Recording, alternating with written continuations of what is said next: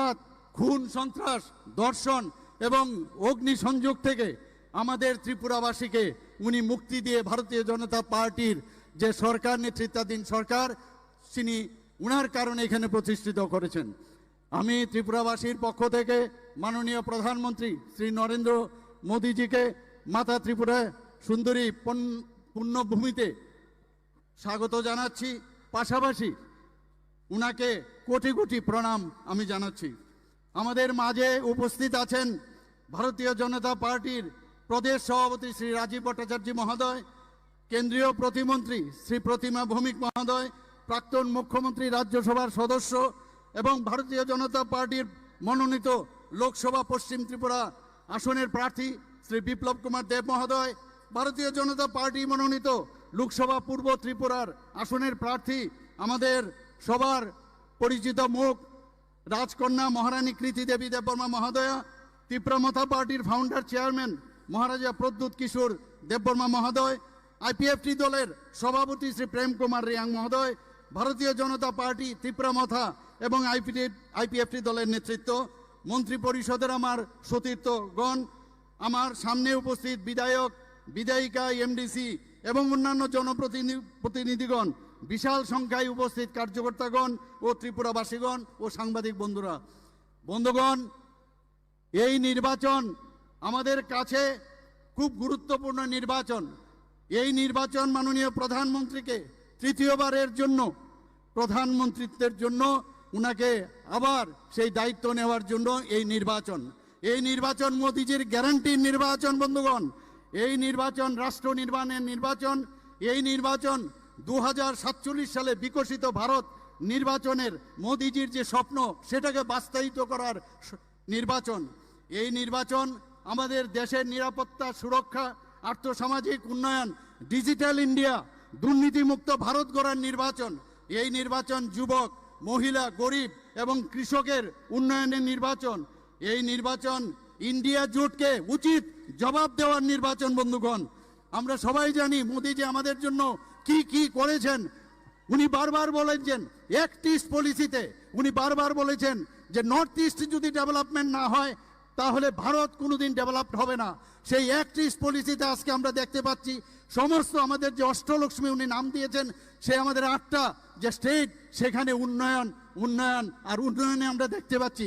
ত্রিপুরাবাসীর গর্ববোধ করছি আমরা আজকে এই অ্যাক্ট ইস্ট পলিসি। আমরা আগে স্বর্ণযুগের কথা বামফ্রন্টের কাছ থেকে আমরা শুনতাম, কোথায় সেই স্বর্ণযুগ?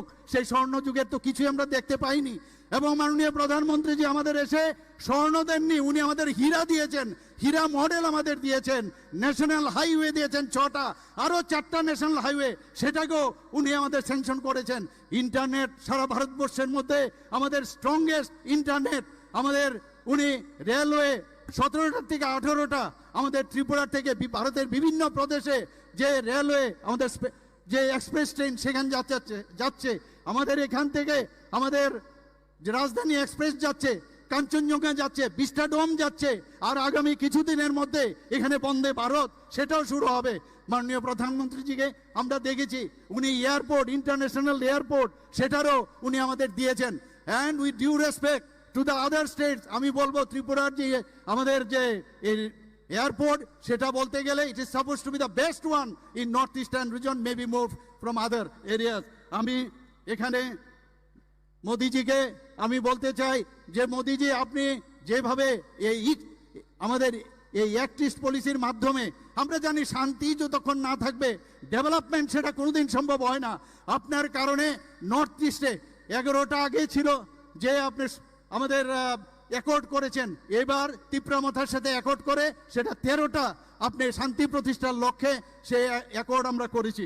বন্ধুগণ, আমাদের ত্রিপুরাতে সৌভাগ্য স্কিমে 1,32,000 বাড়িতে বিনামূল্যে বিদ্যুতের কানেকশন মোদিজি আমাদের দিয়েছেন। শুধু তাই নয়, প্রধানমন্ত্রী আবাস যোজনায় 4.5 লক্ষ মানুষকে ঘর উপহার দিয়েছেন। প্রধানমন্ত্রী কিষাণ সম্মান নিধি প্রকল্পে ত্রিপুরাতে প্রায় 2,50,000 কৃষককে প্রায় 685 কোটি টাকা সহায়তা দেওয়া হয়েছে। আয়ুষ্মান ভারতে 12 লক্ষ পরিবারকে 13 লক্ষ মানুষের আমাদের সুবিধা উনি দিয়েছেন। বন্ধুগণ, আমরা দেখেছি জলজীবন মিশনে 3% ছিল, সেখানে মোদিজির কারণে সেটা আমাদের 76% হয়েছে। বাড়িতে পাইপলাইন কানেকশন দেওয়া হয়েছে। স্বচ্ছ ভারতে মিশনে আমাদের 96% কাভারেজ এসছে। স্বসহায়ক দল যেটা এসএইচজি গ্রুপ আমাদের ত্রিপুরাতে মোদিজির কারণে সেটা সাকসেসফুল হয়েছে। 2017-তে মাত্র 4000 এসএইচজি গ্রুপ ছিল, এখন আমাদের ত্রিপুরাতে মোদিজির আশীর্বাদে সেখানে 56,000-এর উপরে এসএইচজি গ্রুপ হয়েছে। 83,000-এর উপরে লাখপতি দিদি আমাদের মাননীয় প্রধানমন্ত্রীজি দিয়েছেন। আমি শুধু তাই নয়, আমাদের প্রধানমন্ত্রীজি ইউনিটি মল আমাদের দিয়েছেন, লাইট হাউস 100টা ফ্ল্যাটের সেই মডেল ওনার যে ড্রিম প্রজেক্ট সেটা দিয়েছেন। প্রসাদ প্রকল্পে মাতাবাড়িকে সুন্দরায়ন করার জন্য উনি দিয়েছেন। আমাদের এখানে স্মার্ট সিটি উনি দিয়েছেন।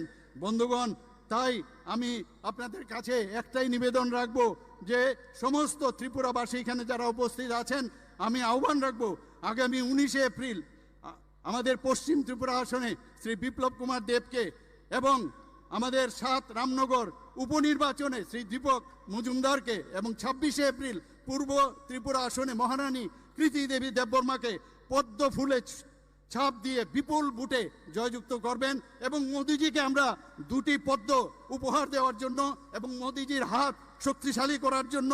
মোদিজির হাত শক্তিশালী মানে ভারত শক্তিশালী হওয়া এবং ভারত বিশ্ববন্ধুর কথা যেটা এখন বলা হচ্ছে, বিশ্ববন্ধুর সেই হাত আরো বেশি শক্তিশালী হবে।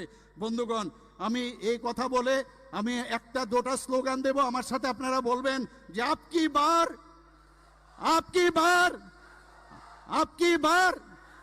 ফির একবার।